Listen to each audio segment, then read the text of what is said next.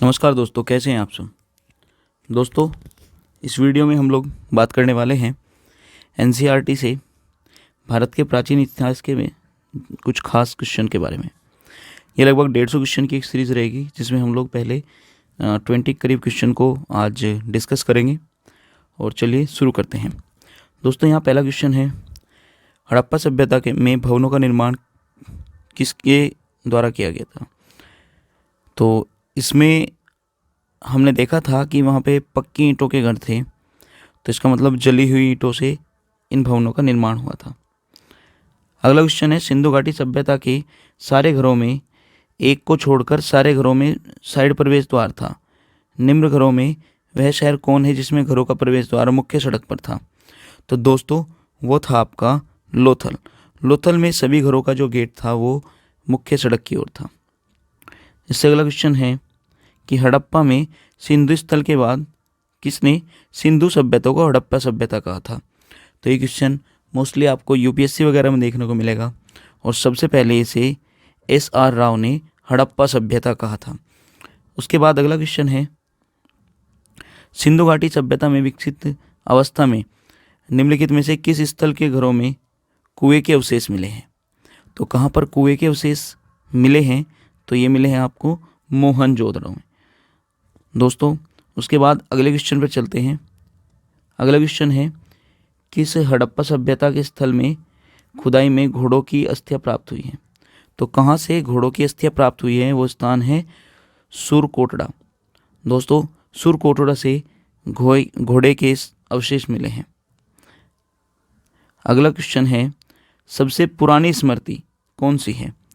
दोस्तों, ये आसान सा क्वेश्चन है, लेकिन कई बार एग्जाम में इसको देख के कंफ्यूज हो जाते हैं। सबसे पुरानी स्मृति है मनुस्मृति। ये मनु के द्वारा लिखी गई थी, जिसमें व्यक्ति के शरीर अपने समाज को इन्होंने 4 वर्गों में बांट रखा था और सबकी व्यवस्थाएं भी बता रखी थी। उसके बाद अगला क्वेश्चन है, क्वेश्चन नंबर 7, वैदिक साहित्य में निम्नलिखित में से कौन नहीं आता। तो दोस्तों, वैदिक साहित्य में ब्राह्मण, वेदांग, अरण्यक और उपनिषद में से वेदांग नहीं आते, क्योंकि वेदांग जो है ये वैदिक साहित्य के बाद की बात है। तो वैदिक साहित्य में ये वेदांग नहीं आते। ब्राह्मण, अरण्य, उपनिषद ये सब वैदिक साहित्य में आते हैं। इसके बाद मानव आत्मा का एक शरीर से दूसरे शरीर में गमन वैदिक साहित्य के किस भाग से जुड़ा हुआ है। किसमें इस बात पर बल दिया गया है कि मानव का पुनर्जन्म या मानव के शरीर का आत्मा है वो एक शरीर से दूसरे शरीर में आ जा सकती है। ये उपनिषदों में कहा गया है। उसके बाद अगला क्वेश्चन है, वेदासुर संग्राम की कहानी का वर्णन निम्नलिखित में किस में है। तो वेदासुर संग्राम एक प्राचीन संग्राम है। ये ऐत्रेय ब्राह्मण में शुरुआत में मतलब इसका जिक्र है और वहीं पर इसकी कहानी दी गई है। दोस्तों, अब चलते हैं क्वेश्चन नंबर 10 पर। क्वेश्चन नंबर 10 में लिखा है कि वेदांग के अंतर्गत निम्नलिखित में से कौन कौन आते हैं। दोस्तों, वेदांग के अंतर्गत अगर एक सीक्वेंस में देखें तो सबसे पहले कल्प, फिर शिक्षा, फिर निरुक्त, फिर व्याकरण, फिर छंद, फिर ज्योतिष, ये सब आते हैं। दोस्तों, इसके बाद अगर बात करें क्वेश्चन नंबर 11 की, तो क्वेश्चन नंबर 11 में कहा गया है कि ऋग्वैदिक देवता इंद्र के विषय में निम्नलिखित में से कौन सी बात सही नहीं है। तो दोस्तों, इंद्र उन्होंने सोमरस प्रिय था, उन्हें बिल्कुल सही है। वो पुरों को नष्ट करने वाला था और सर्वाधिक सूक्त उसी से संबंधित हैं। मोस्टली सूक्त जो हैं वो इंद्र के लिए लिखे गए हैं, लेकिन वो रिक्त धारक नहीं था। इंद्र जो था रिक्त धारक नहीं था। उसके बाद क्वेश्चन नंबर 12 में ये किससे संबंधित है। उसने कहा था कि मैं कवि हूँ, मेरे पिता भिष्ग है और मेरी माता अत्र पीसती है। तो ये समाज के उस वर्ग के बारे में बात हुई थी कि भाई अब जो हम कास्ट सिस्टम कहते हैं ना कि ये ब्राह्मण है, ये वैश्य है, ये शूद्र है, ये क्षत्रिय है, तो उस सिस्टम के बारे में बात हुई थी कि भाई मेरे पिता एक भिष्ट हैं। भिष्ट मतलब मोची का काम करते हैं एक तरीके से, और मेरी माता जो है वो अत्र पीसती है। अत्र मतलब अनाज पीसती है, अन्न पीसती है, और मैं जो हूँ एक कवि हूँ। तो इसने बताया था कि समाज जो था उस समय का वो ऐसा समाज था जिसमें सबका अलग अलग व्यवसाय था। पिता कुछ काम कर रहा है, माता कुछ काम कर रही है और बेटा भी कुछ और काम कर रहा है, तो सब एक प्रोफेशन पे नहीं थे। तो ये ऋग्वेद में था। और ये क्वेश्चन नंबर 13 पे चलते हैं। क्वेश्चन नंबर 13 में बोगाज कोई के एक कबीले के आहुत देवता कौन है? तो बोगाज कोई में एक कबीले के मिला था जिसके आहुत देवता थे इंद्र, मित्र, वरुण और नासत्य। उसके बाद क्वेश्चन नंबर 14 पे चलते हैं। क्वेश्चन नंबर 14 में है, निम्नलिखित में से कौन सा धर्म विश्व विनाशकारी प्रलय की अवधारणा पर विश्वास नहीं करता? किस धर्म में पूरे विश्व पर प्रलय आने के बारे में बात नहीं होती? तो दोस्तों आप सब लोग जानते हैं इस धर्म का नाम है जैन धर्म। जैन धर्म मानता है कि कभी भी विश्व विनाश नहीं होगा और सब कुछ नॉर्मल रहेगा, बस मनुष्य जन्म लेगा और उसके बाद उसकी मृत्यु हो जाएगी। तो ये बात जो है जैन धर्म से संबंधित है। बाकी आप देखोगे बौद्ध धर्म, हिंदू धर्म और इस्लाम धर्म, इन सब में बताया गया है कायनात या प्रलय के बारे में। अगले क्वेश्चन पे चलते हैं, क्वेश्चन नंबर 15 पे।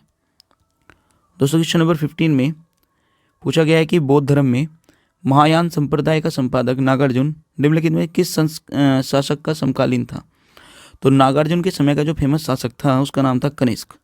तो कनिष्क अपने टाइम का फेमस शासक रहा और उसी समय पर ये नागार्जुन जी भी थे। क्वेश्चन नंबर 16 में पूछा गया है कि यहाँ यह मानते कि भगवान बुद्ध ने अपना पहला उपदेश दिया था, उस स्मारक का नाम बताइए और जिसे seat of the Holi Buddha भी कहा जाता है।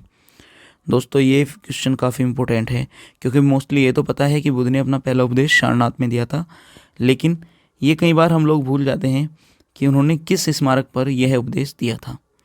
तो दोस्तों एग्ज़ाम में कुछ भी पूछ सकते हैं, तो उसका नाम है धार्मिक स्तूप सारनाथ। तो आपको धार्मिक स्तूप याद रखना है, हालांकि सारनाथ में दिए थे, आपको इससे भी याद हो जाएगा।